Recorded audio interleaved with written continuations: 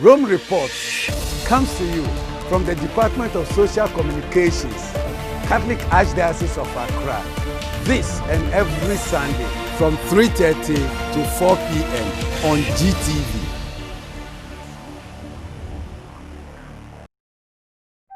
Our family has spanned the centuries and the globe. With God's grace, we started hospitals to care for the sick.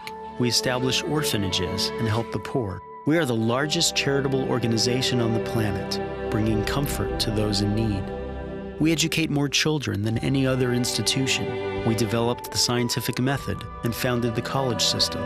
We defend the dignity of human life and uphold marriage. Guided by the Holy Spirit, we compiled the Bible. We are transformed by sacred scripture and sacred tradition, which have guided us for 2,000 years. We are the Catholic Church, with over 1 billion in our family, sharing in the sacraments and fullness of the Christian faith. Jesus started our church when he said to Peter, the first pope, "You are rock, and upon this rock I will build my church." So if you've been away from the Catholic Church, we invite you to take another look. Visit catholicscomehome.org today. We are Catholic. Welcome home.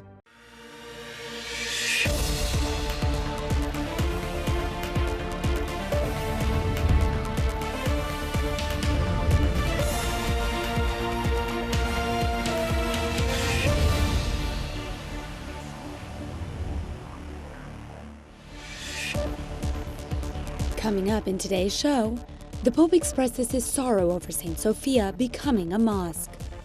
Vatican hospital saves Siamese born in Central African Republic. Italy restores splendor to these frescoes by Raphael. All this and much more here on Rome Reports.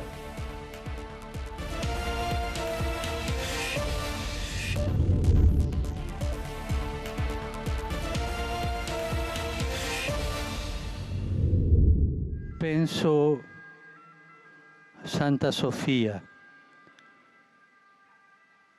e sono molto addolorato.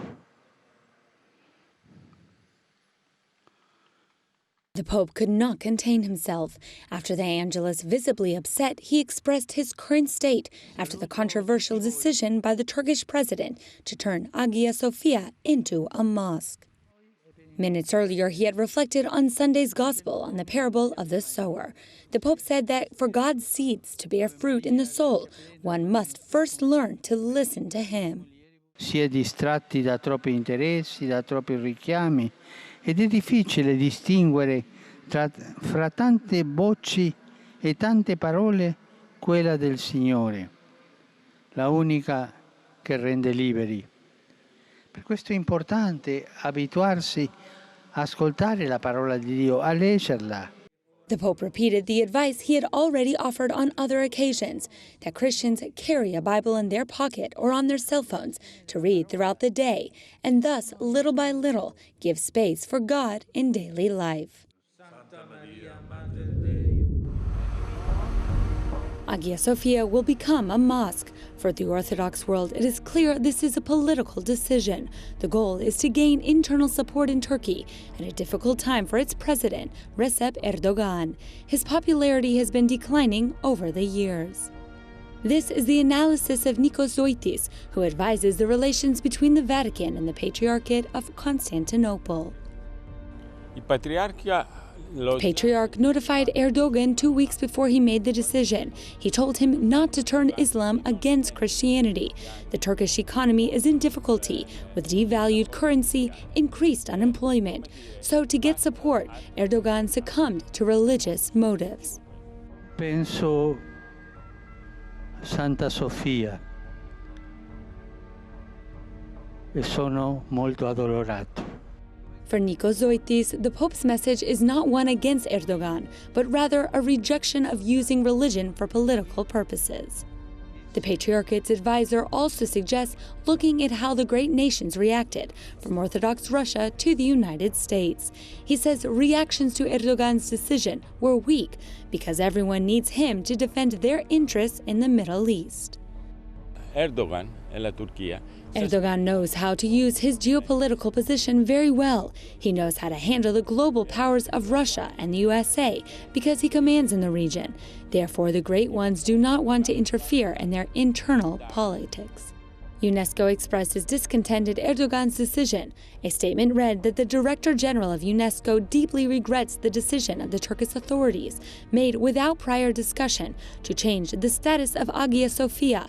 This decision, announced today, raises the issue of the impact of this change of status on the property's universal value. States have an obligation to ensure that modifications do not affect the outstanding universal value of inscribed sites on their territories. Many are concerned about the future of Christian mosaics present in the now mosque. These are works of art whose permanence is now questioned with Erdogan's decision. However, Turkey has promised not to touch them. The decision about Hagia Sophia is a deep wound for the Christian and Orthodox world in particular. In the past, this monument was an expression of the greatness of Byzantium, much more splendid than Rome, which declined after the fall of the empire. In the 15th century, the Ottomans took the city and turned it into a mosque. In 1934, the first president of modern Turkey, Ataturk, decided to turn it into a museum, a political gesture of peace that contemporary Turkey wants to forget.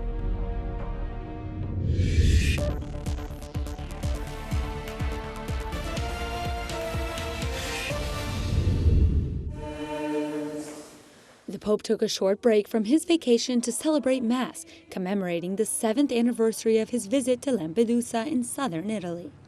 Thousands of migrants go there each year to escape violence, war, and trafficking. Pope Francis thus spoke out again against the culture of indifference. Io ricordo quel giorno 7 anni fa, proprio al sud dell'Europa, in quell'isola. Alcuni mi raccontavano le proprie storie, quanto avevano sofferto per arrivare lì. The Pope sadly recalled that a refugee told him about his journey, but his translator gave an abridged version of the tragedy. Questo succede oggi con la Libia. Ci danno una versione destillata, guerra, sì, è brutta, noi sappiamo, ma voi non immaginate l'inferno che si vive lì, nei quei lager di detenzione. E questa gente soltanto veniva con una speranza, incrociare il mare. In his homily before a small group of employees from the Vatican's Migrants and Refugees section, the Pope said the encounter with others is also an encounter with Jesus. He invited faithful to read carefully that sentence and make an examination of conscience, keeping in mind the drama experienced by millions of migrants who escape violence throughout the world.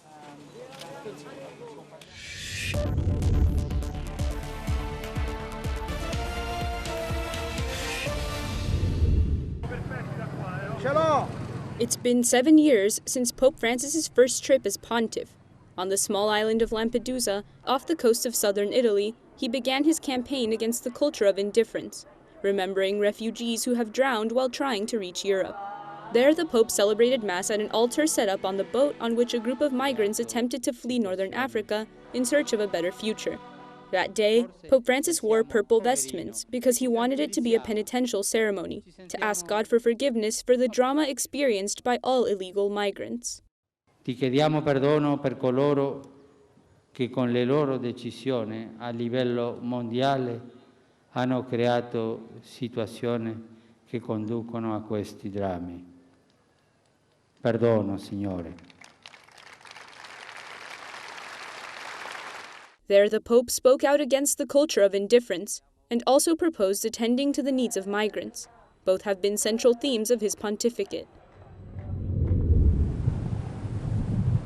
In 2013, Pope Francis completed his first papal visit to the island of Lampedusa, where he prayed for migrants and refugees lost at sea while looking for a better future in Europe.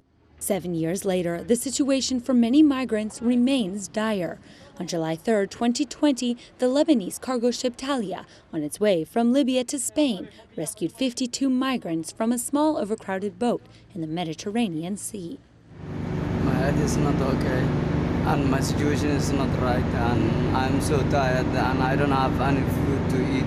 The 40 men and 12 women suffering from exhaustion, hunger, and uncertainty were stuck on the livestock carrier until July 8th, when Maltese authorities finally allowed them to disembark.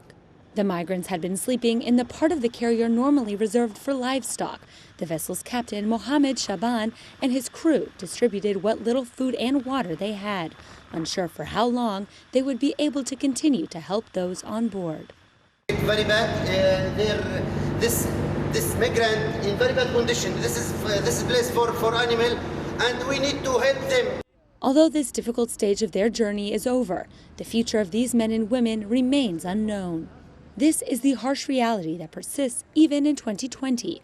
Pope Francis highlighted this during his Mass, commemorating his first papal visit to Lampedusa. Ma voi non immaginate l'inferno che si vive lì, nei quei lager di detenzione. E questa gente soltanto veniva con una speranza: incrociare il mare. The Pope said it's essential to look beyond the distilled version of the truly horrific situations countless people continue to experience. Fuggire dalla loro terra.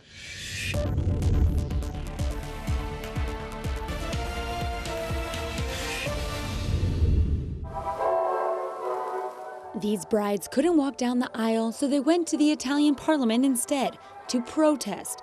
There are 10 women who are unable to marry on their original date because of the pandemic. Some of the women's wedding days were during the lockdown. Others decided to postpone because of stifling security measures, which are still in force. This is Brenda's case. Wearing a mask at your wedding reception is not a nice thing for a bride, nor is having to limit the number of guests. For us, this has destroyed our dreams. We had everything ready, the gifts, everything, and everything has been postponed. Their pain and forced cancellations add to the fear of the whole sector that from one day to the next was put in danger. For this reason, the Italian association Regalo, Bomboniere, Confetti and Wedding promoted this protest. It's an organization that brings together 30,000 vendors who live for events like weddings. They say 500,000 people's jobs are at risk. According to their data, in 2019, there were more than 220,000 weddings in Italy, but in 2020, there were only 8,000. The problem is not that the events were canceled, but they were postponed. This sector must wait until next year with nothing for this year. That's why we ask that we be given unemployment or at least aid until December of next year. The Italian government now ruled the bride and groom don't have to wear a mask during the ceremony. However, problems like the arrival of guests from countries outside the European Union still remain unresolved. The pandemic has disrupted people's daily lives, yet there are also couples who agreed to marry with masks and no guests. Their family and friends followed the ceremony via streaming. It might not have been the ceremony they dreamed of, but coronavirus couldn't stop them from saying, "I do." The first church of St. Sophia in Constantinople dates back to 360 AD, but it was destroyed shortly after in a fire. The second one also caught fire in the year 415 AD. The current one is the third, inaugurated in December of 537 AD. This nun saves deformed children doomed for death by followers of witchcraft. You are watching Rome Reports.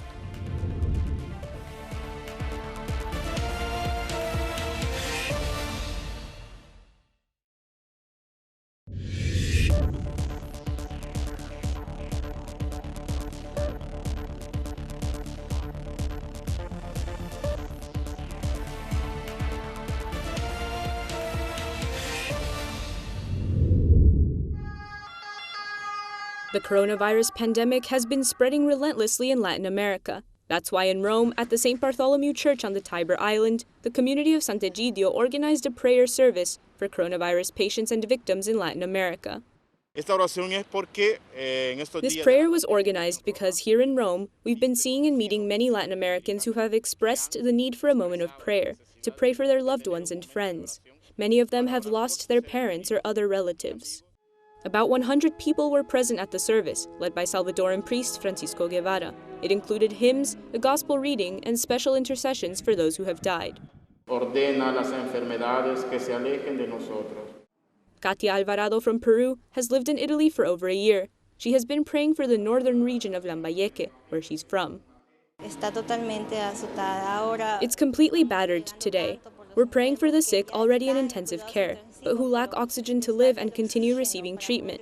That's why it's very important that we all join together in this great prayer the community of Sant'Egidio has organized at the international level for all coronavirus patients in Latin America.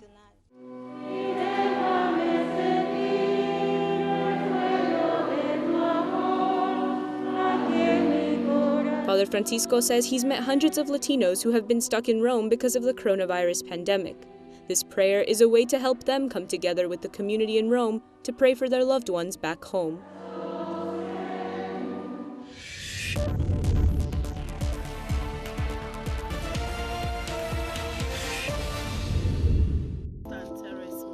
Nearly 11 years ago, Sister Stan Mumuni went to work rescuing children destined for death in Ghana.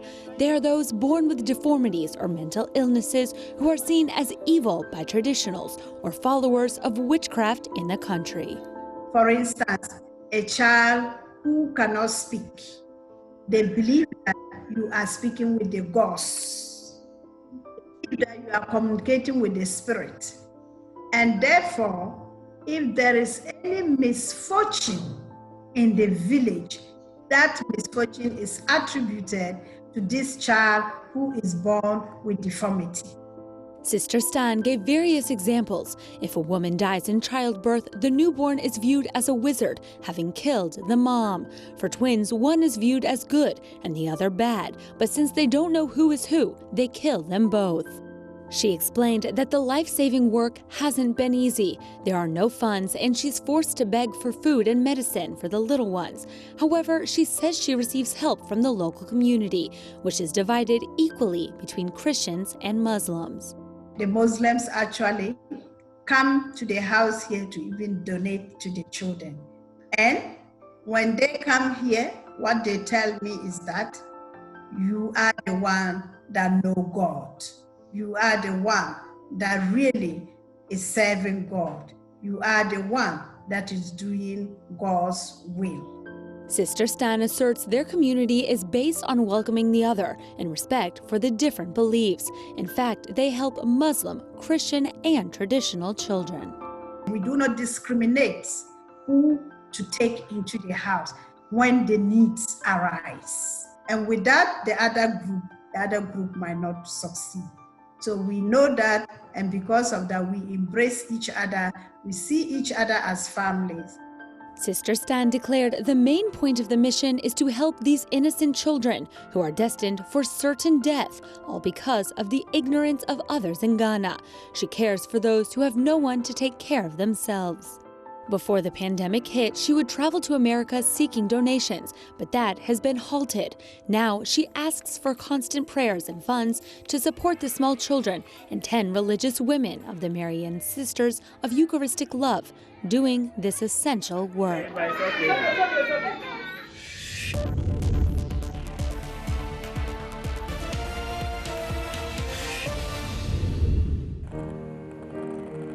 2-year-old Siamese twin girls joined at the head from birth were separated at the pediatric hospital Bambino Gesu in early June 2020.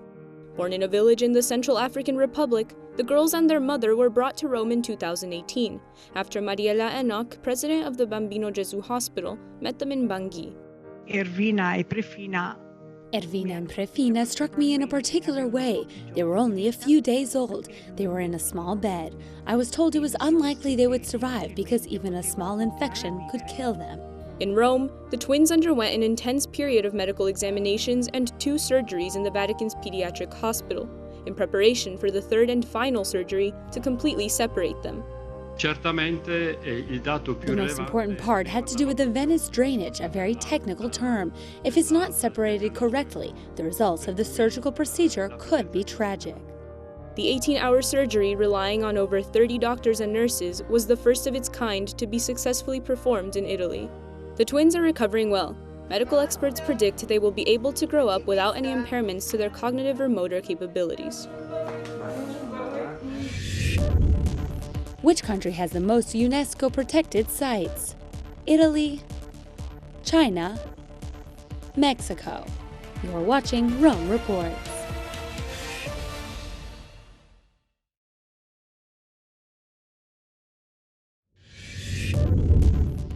Which country has the most UNESCO protected sites? Italy, China, Mexico. The correct answer is A. Italy has 50 World Heritage Sites. You're watching Rome Reports.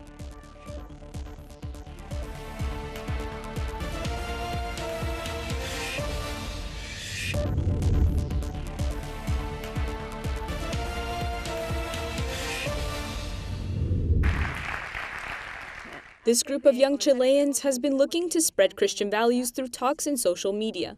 The project is called REC, Razón en Cristo, Reason in Christ. Every year they put on big events with guest speakers who give valuable life testimonies. They do it to promote 3 pillars: wake up, listen, and transform. Eso es lo que el mundo necesita, hombres endiosados, pero no endiosados en un sentido soberbio, hombres que brillan, pero no para lucir, hombres que brillen para iluminar. Al final, a través de nuestros videos, In the end, we want our videos and talks to help people really wake up, step out of their comfort zones, and get to know other realities. We want them to come to know Christ's message through these realities. The scenes of their talks are put together using a common material found just about anywhere, the cardboard box, which they then illuminate. We chose to use boxes because they're very simple. We see them all the time. Wherever you go, you see a cardboard box.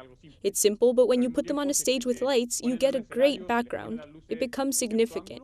From a very simple thing, you can make a great thing. We can compare this to Christ, whom we see everywhere. He's always present, but at the same time, he's very important. He's the greatest thing anyone can have. Porque no es que Dios no nos hable. Dios siempre está hablando. Tenemos que estar abiertos para escuchar. Their talks have inspired thousands of people of different faith professions, but all with the belief that society can be improved through encountering others. Y la trascendencia nace del obrar bien. ¿Y qué es el obrar bien? La conexión con el otro.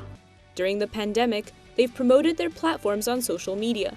They've also encouraged parishes and anyone interested in using their talks to continue building a better society with deep Christian values.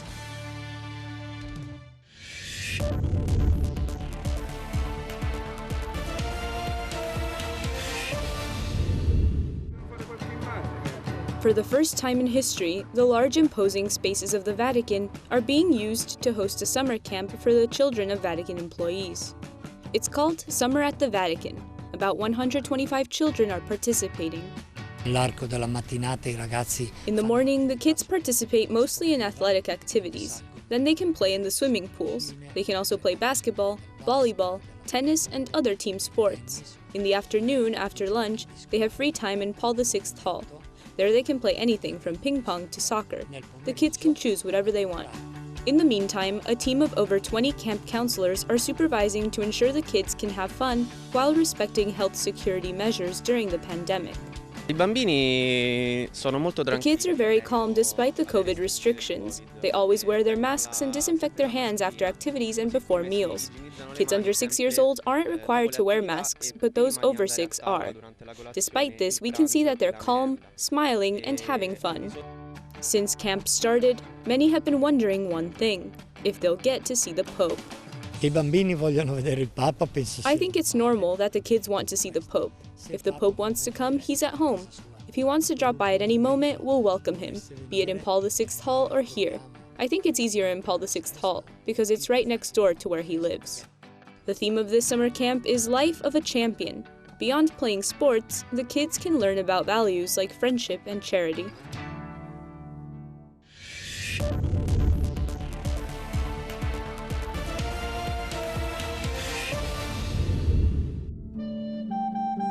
In the heart of Rome, hidden in a small street near the popular Piazza Navona, a Renaissance treasure has been restored to its former glory. This fresco, commissioned by the Sienese banker Agostino Chigi and brought to life by Raphael around 1515, decorates the Chigi Chapel in the Church of Santa Maria della Pace. It depicts 4 Sibyls, the oracles of ancient times, receiving news of Christ's resurrection from the angels. They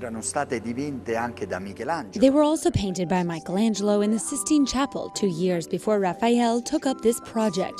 In fact, these Sibyls could be seen as Raphael's response to Michelangelo, because Michelangelo had portrayed them in a more disturbing way, while Raphael, as usual, renders them as very sweet characters. The forms of the Sibyls' faces allude to the figures Raphael drew upon for his works in those years. The work is another manifestation of his unique approach to art as a whole. Raphael is a social intellectual. Unlike Leonardo and Michelangelo, he never works alone. He's always attentive to his surroundings. He looks also to the work of other artists, of Michelangelo, of Leonardo, and takes it even further. Above all, he pays attention to the ambitions and aspirations of not only painters, but of writers, philosophers, and intellectuals. Antonio Forcellino, an expert on Renaissance art who has penned 3 books on Leonardo, Michelangelo, and Raphael, was responsible for the restoration of the fresco, a task he began in February 2020. He explains that the impact of the artist's social sensibility and generosity is felt as strongly now as it was in his own time. Raphael is a producer of talents. All his assistants, Giulio Romano, Gianfrancesco Penny, go on to become extremely important artists. Because Raphael works with synergy, Raphael sees an important collective future. This is his greatest legacy. Always the progressive, Raphael, with this fresco, unites real architecture with painted architecture, an innovation that will later permeate Baroque art and that today continues to be a quintessential example of the unparalleled creativity of the Renaissance.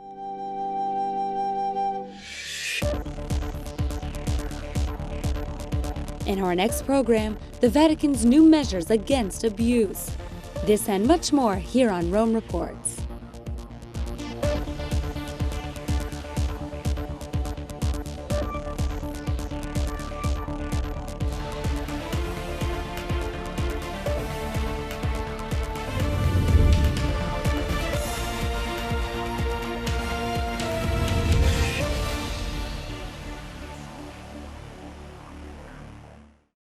Are not using their minds to reason. And those who only rely on reason to interpret reality are turning their backs on the gift of faith. Well, the perfect solution involves a marriage of both faith and reason. See, God knew that we would be full of questions, big questions as large as our universe. And God created us with intellects to wonder, dream, and philosophize. Yet God asks us to believe in some truths that we can't see with our eyes. We can arrive at perfect truth when we choose to see with the eyes of faith while we reason with our minds. And our faith can truly blossom when we explore it with our mind. Maybe St. Augustine said it best. I believe in order to understand, and I understand in order to believe. Live true. Live Catholic. Live Catholic.